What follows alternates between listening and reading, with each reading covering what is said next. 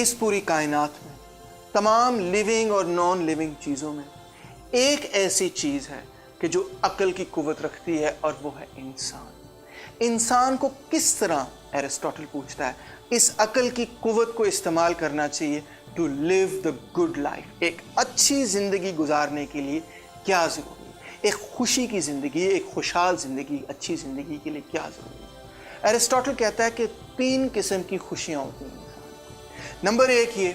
a life of pleasure and enjoyment، وہ خوشی جو آپ کو ملتی ہے جب آپ کو ایسا کام کرتے ہیں کہ جسے آپ کو ڈائریکٹ آپ کے جسم یا بدن یا ذہن کو خوشی ملے، جس طرح آپ فلم دیکھنے چلے جائیں، آپ کو میوزک موسیقی سن لیں، آپ کوئی اچھا تھیٹر سن لیں، آپ کو ایسی چیز خرید لیں جو کہ آپ کو پسند ہو، اچھا لباس پہنیں، آپ اچھے سے کسی ہالیڈے پہ چلے جائیں۔ ایسے بہت سارے لوگ ہوتے ہیں جو اسی قسم کی زندگی گزارتے ہیں، ان کو کوئی خاص پرواہ نہیں کہ سیاست میں کیا ہو رہا ہے، دنیا میں کیا ہو رہا ہے، فلسطین میں کیا ہو رہا ہے، غزہ میں کیا ہو رہا ہے، پاکستان میں کیا ہو رہا ہے، ان کو اس چیز سے غرض نہیں، بس وہ یہ چاہتے ہیں کہ ٹھیک ہے، ایز لانگ ایز میری زندگی ٹھیک ہے میں خوش ہوں۔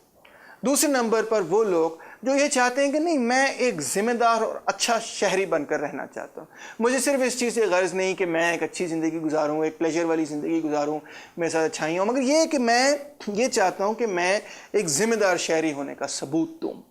ایک رسپانسبل سٹیزن ہونے کا ثبوت دوں، یعنی کہ میں گند نہ کروں، میں لائنیں نہ توڑوں، میں ٹریفک سگنلز نہ توڑوں، میرے میں سیوک رسپانسبلٹی ہو، میں قانون نہ توڑوں، اور میں اپنے دوست اور اپنے فیلو سٹیزنز کی بھی مدد کروں، اپنے ہم شہریوں کی مدد کروں۔ اور تیسری وہ زندگی کہ جو فلاسفر یا تھنکر کی زندگی ہے، جس کے لیے سب سے زیادہ خوشی یہ ہے کہ وہ نئے تصورات کو سمجھے، کہ وہ علم کی جستجو کرے۔ اب پلیٹو اور سوکریٹس کا جواب تو آپ نے پہلے ہی سن لیا تھا۔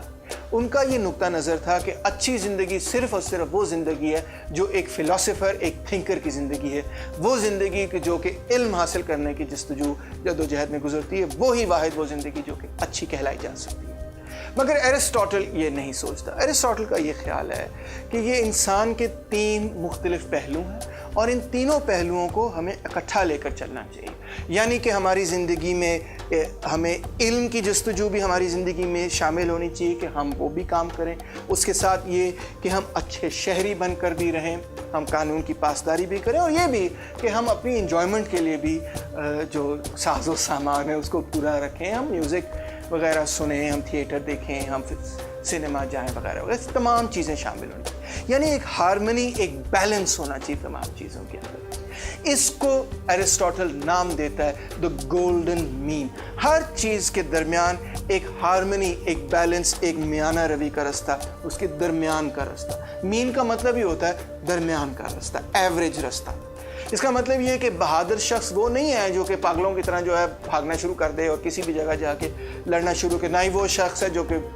بزدل ہے، بلکہ وہ شخص ہے جو سمجھتا ہے کہ کب مجھے جو ہے آگے کی طرف چارج کرنا ہے اور کب مجھے پیچھے کی طرف مڑ کے آنا ہے۔ اسی طرح یہ کہ میانہ روی کا رستہ یہ نہیں ہے کہ آپ پھٹے ہوئے کپڑے پہنیں، یا پھر یہ کہ آپ اپنے کپڑوں پر اتنے مہنگے کپڑے خرید لیں کہ جو کہ بالکل آسمان کو چھوتی ہوئی قیمتیں ہوں، نہیں، بلکہ یہ کہ آپ خوش لباس بھی ہوں، اور یہ بھی نہیں کہ آپ جو ہے ایکسٹریویگنٹ ہوں۔ تو یہ میانہ روی کا رستہ ہوا، دا گولڈن مین، ایرسٹوٹل کی ایتھکس کی بنیاد ہے۔